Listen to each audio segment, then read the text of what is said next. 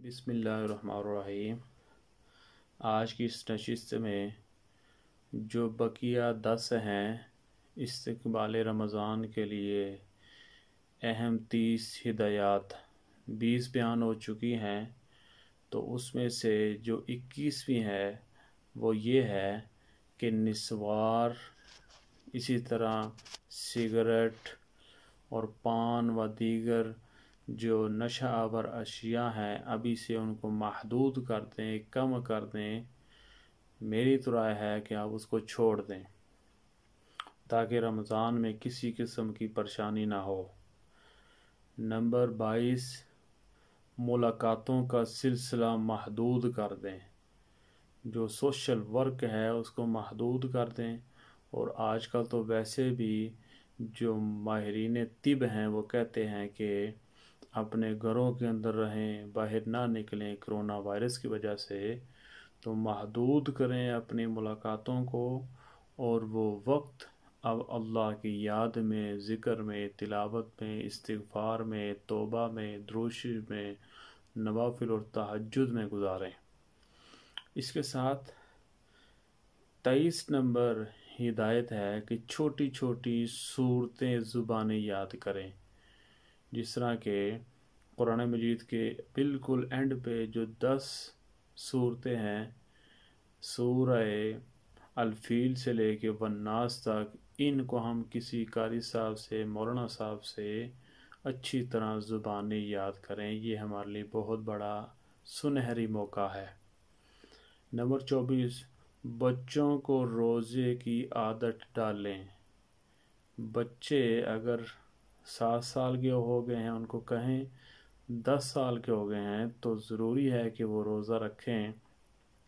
وہ روزہ رکھیں گے تو اس کا پورا پورا ثواب والدین کو عطا کیا جائے گا۔ 25 نمبر، کم کھانے کی عادت ڈالیں۔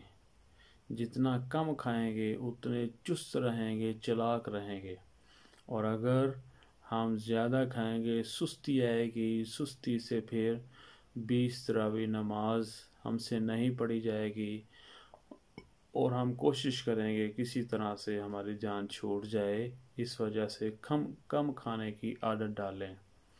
26 نمبر، اس رمضان کو گزشتہ سے ممتاز کریں۔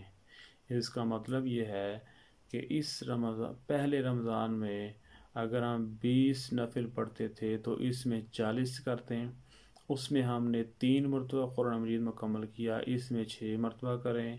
اس میں ہم صدقہ و خیرات کم کر ہم نے کیا، اس میں زیادہ کر دیں۔ تو یہ رمضان پہلے سے ممتاز ہونا چاہیے۔ نمبر 27، ماہ شعبان کی جو تاریخیں ہیں ان کو یاد رکھیں۔ اس کا بھی ثواب ہوتا ہے کہ اتنے دن رمضان کو رہ گئے، اتنے دن رہ گئے، اور آپ اللہ کی نعمتوں اور برکتوں اور فضائل کے ماہ کو یاد کر رہے ہیں۔ اسی وجہ سے ہو سکتا ہے اللہ ہماری بخشش فرما دیں۔ نمبر 28، مالی حقوق سے متعلق مسائل سیکھیں، یعنی زکوٰۃ، صدقہ و خیرات کے جو مسائل ہیں وہ ہم علماء اکرام سے سیکھیں اور سکھائیں۔ نمبر 29، رات جلدی سونے کی عادت ڈالیں۔ جلدی سوئیں گے تو صبح جلدی اٹھ کے تہجد کا اہتمام کریں گے، ذکر کریں گے، دعا مانگیں گے۔ نمبر 30، دعاؤں کا اہتمام کریں۔